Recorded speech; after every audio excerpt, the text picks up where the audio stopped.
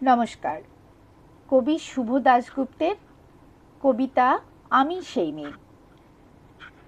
আমি সেই মেয়ে, বাসে ট্রেনে রাস্তায় আপনি যাকে রোজ দেখেন, যার শাড়ি, কপালের টিপ, কানের দুল আর পায়ের গোড়ালি আপনি রোজ দেখেন, আর আরও অনেক কিছু দেখতে পাবার স্বপ্ন দেখেন। স্বপ্নে যাকে ইচ্ছে মতন দেখেন, আমি সেই মেয়ে। বিহারের প্রত্যন্ত গ্রামে দিনের আলোয় যার ছায়া মারানো আপনার ধর্মে নিষিদ্ধ, আর রাতের গভীরে যাকে বস্তি থেকে তুলে আনতে পাইক বরকন্দাজ পাঠান আপনি, আর সুসজ্জিত বিছানায় যার জন্য অপেক্ষায় অধীর হয় আপনার রাজকীয় লাম্পট্য, আমি সেই মেয়ে। আমি সেই মেয়ে, আসামের চা বাগানে ঝুপড়ি কামিন বস্তি থেকে যাকে আপনি নিয়ে যেতে চান সাহেবি বাংলোয় মধ্যরাতে, ফায়ার প্লেসের ঝলসে ওঠা আলোয় মুদির চোখে দেখতে চান যার অনাবৃত শরীর, আমি সেই মেয়ে।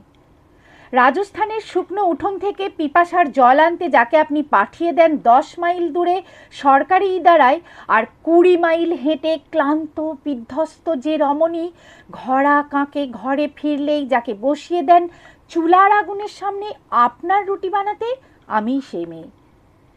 আমি সেই মেয়ে যাকে নিয়ে আপনি মগ্ন হতে চান গঙ্গার ধারে কিংবা ভিক্টোরিয়ার সবুজে কিংবা সিনেমা হলের নীল অন্ধকারে, যার চোখে আপনি এঁকে দিতে চান ঝুটা স্বপ্নের কাজল, আর ফুরিয়ে যাওয়া সিগারেটের প্যাকেটের মতো যাকে পথের পাশে ছুঁড়ে ফেলে আপনার ফুল সাজানো গাড়ি শুভ বিবাহ সুসম্পন্ন করতে ছুটে যায় শহরের পথে, কোণে দেখা আলোর গধূলিতে একা দাঁড়িয়ে থাকা, আমি সেই মেয়ে।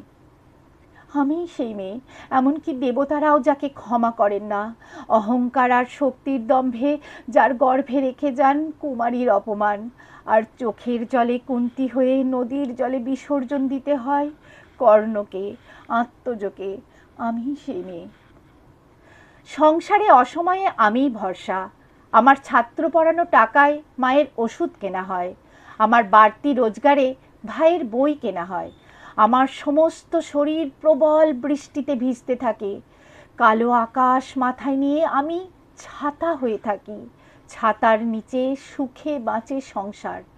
আপনি, আপনারা আমার জন্য অনেক করেছেন, সাহিত্যে, কাব্যে, শাস্ত্রে, লোকাচারে আমাকে মা বলে পুজো করেছেন, প্রকৃতি বলে আদিক্ষেতা করেছেন, আর শহরগঞ্জের কানাগলিতে ঠোঁটে রং মাখিয়ে কুপি হাতে দাঁড় করিয়েও দিয়েছেন।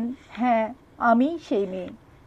একদিন হয়তো, হয়তো একদিন, হয়তো অন্য কোনো একদিন আমার সমস্ত মিথ্যে পোশাক ছুঁড়ে ফেলে দিয়ে আমি হয়ে উঠব সেই অসামান্যা।